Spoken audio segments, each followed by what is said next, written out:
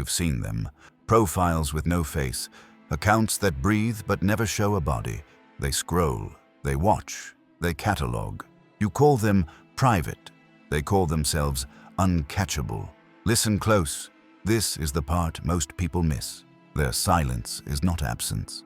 It's a weapon of perception. It's camouflage that turns attention into armor. You show your face, you give people a shape to hate. They refuse to be shaped. You think they're shy, you think they're scared. Wrong. Fear is loud, silence is patient. They don't tremble under the glare. They move through it, invisible and deliberate. Because the currency of the feed is exposure, likes, shares, identity sold by the slice. They won't be merchants of themselves. The first dark layer. Let's start with the mechanism. Every time you post, your brain releases dopamine. It's not an accident. Engineers designed it that way.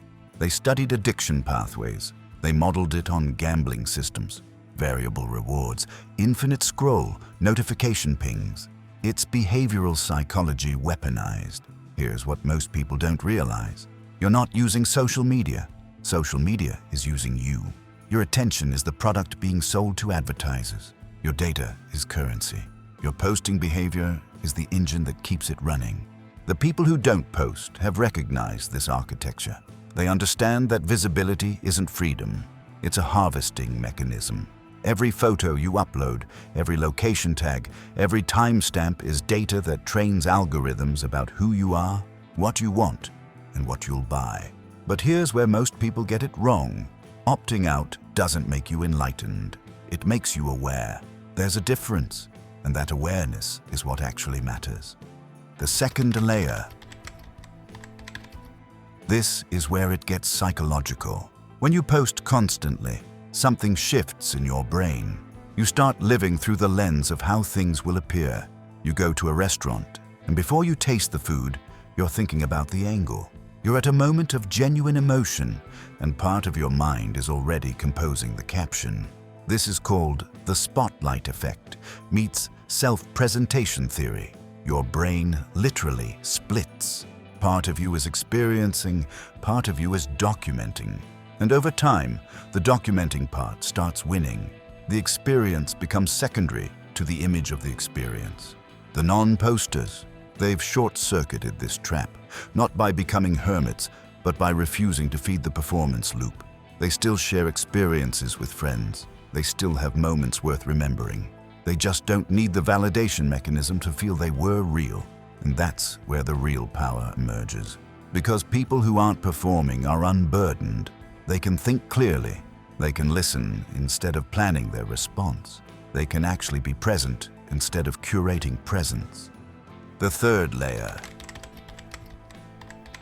Here's something darker that nobody mentions. People who broadcast their lives create predictable patterns. Where they go, when they go, who they're with, what they care about, what they fear. All of it becomes readable.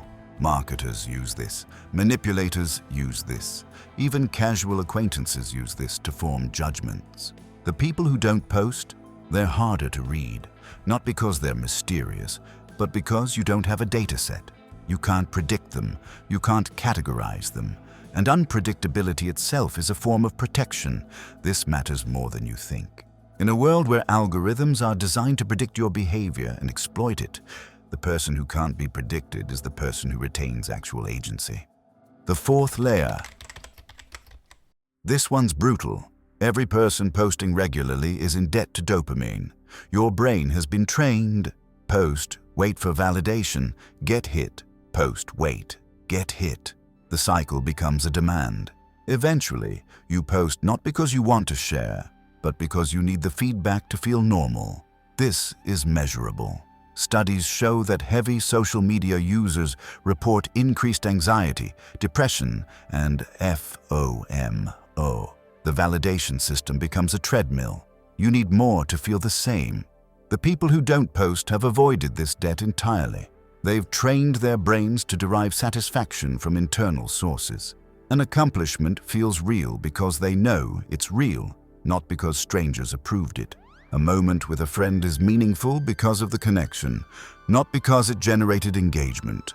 That's not asceticism. That's financial intelligence applied to your nervous system. The fifth layer. But here's where I need to be honest with you. Not everyone who doesn't post is making a conscious choice. Some are running from shame. Some are avoiding accountability. Some are isolated and calling it enlightenment. There are people who stopped posting because the rejection hurt too much, who deleted accounts because they couldn't handle criticism, who now tell themselves they're above it all when really they're nursing wounds. Silence can be liberation. Silence can also be a slow-cutting loneliness. And the hardest part? They're often the same thing simultaneously. The difference between strategic non-participation and psychological withdrawal isn't always clear. The person who doesn't post because they reclaimed their time, that's one thing. The person who doesn't post because they believe sharing is inherently corrupt, that's starting to sound like isolation dressed up as enlightenment. The sixth layer. Here's what gets ignored. Some visibility is actually necessary. Activists need to be seen to create change. Artists need platforms to build careers. People rebuilding identity after trauma often need community witness to heal. The people who don't post understand something. Visibility is a tool. Like any tool, it can be used well or poorly. The problem isn't posting. The problem is unconscious posting, compulsive posting, posting to fill a void, posting because algorithms demand it. The strategic non-posters aren't necessarily against visibility. They're against unexamined visibility. They're against the default mode where you post because you're supposed to, not because you've decided it serves something real. That's the actual dark psychology insight. The most dangerous people aren't the ones who refuse to post. They're the ones who post intentionally, who understand exactly why they're sharing, what it costs, and what they gain. They're visible by choice, not compulsion. So, what separates someone who genuinely reclaimed their agency from someone who's just withdrawn? The answer: intentionality. Someone with real power understands the system and decides consciously how to interact with it. They might post occasionally or never. They might be visible in some areas and private in others. The key is that they're choosing, not reacting. The dopamine traps are real. The algorithmic manipulation is real. The attention economy is real. The surveillance infrastructure is real. But the antidote isn't to become invisible. It's to become conscious, to decide what your relationship with visibility actually should be, to recognize when you're posting because you want to versus when you're posting because you're addicted to the feedback loop. Some people will decide not to post. Some will post strategically. Some will share selectively. All of them, if they're doing it consciously, have escaped the trap.